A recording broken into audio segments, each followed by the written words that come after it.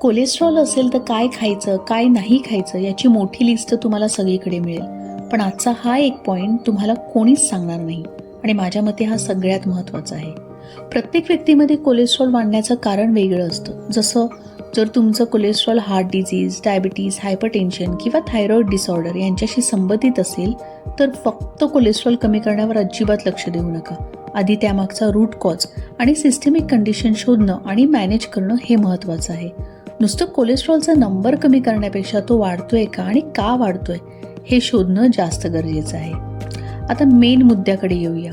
आज मी तुम्हाला 5 गोष्टींकडे नेणार आहे ज्या आपल्या घरामध्ये सहजपणे आणि वारंवार खाल्ल्या जातात. सगळ्यात पहिलं, तळलेले पदार्थ.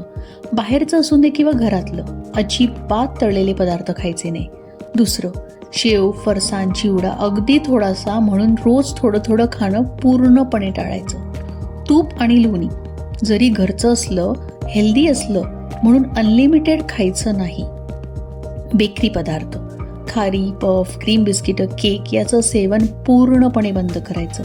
आणि सगळ्यात शेवटचं, खोबरं किंवा नारळाची चटणी म्हणजे आपल्या आहारामध्ये खोबऱ्याचा वापर सगळ्यात कमी करायचा. हेल्दी असली तरी खोबरं आणि त्याचं पोषण हे खूप महत्त्वाचे आहे, त्यामुळे अनलिमिटेड नाही. हे नियम जर तुम्ही पुढचे 3 महिने सातत्याने पाळले तर कोलेस्ट्रॉल मॅनेजमेंटला तर मदत होऊच शकते, पण प्रत्येक व्यक्तीचा रिस्पॉन्स आणि कोलेस्ट्रॉल वाढण्याचं कारण वेगळं असतं. त्यामुळे आधी कारण शोधा, मग कोलेस्ट्रॉल मॅनेज करा.